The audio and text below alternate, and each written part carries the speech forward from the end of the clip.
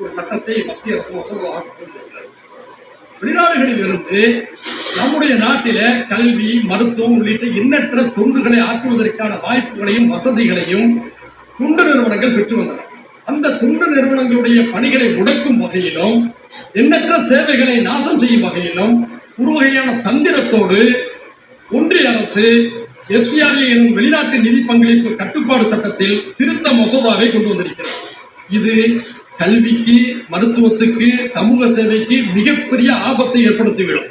எனவே இந்த சட்டமன்றத்தில் FCR மசோதாவுக்கு எதிரான ஒரு தீர்மானத்தையும் நிறைவேற்ற வேண்டும் என்று இந்த நேரத்தில் கேட்டுக்கொண்டு மாண்புமிகு பேரவைத் தலைவர் அவர்களை தொகுதியுடைய 4 குறுக்கீடு சொல்லிவிட்டு எடுத்து மூலமாக தந்து விடுகின்றேன். மிக முக்கியமாக சிதம்பரத்தில் சட்டக்கல்லூரியை தொடங்குவதற்கு நீங்கள் நடவடிக்கை எடுக்க வேண்டும். பரங்கிப்பேட்டையில ஒரு பெண்கள் மகளிர் கல்லூரியை தொடங்குவதற்கு நீங்கள் உதவ வேண்டும்.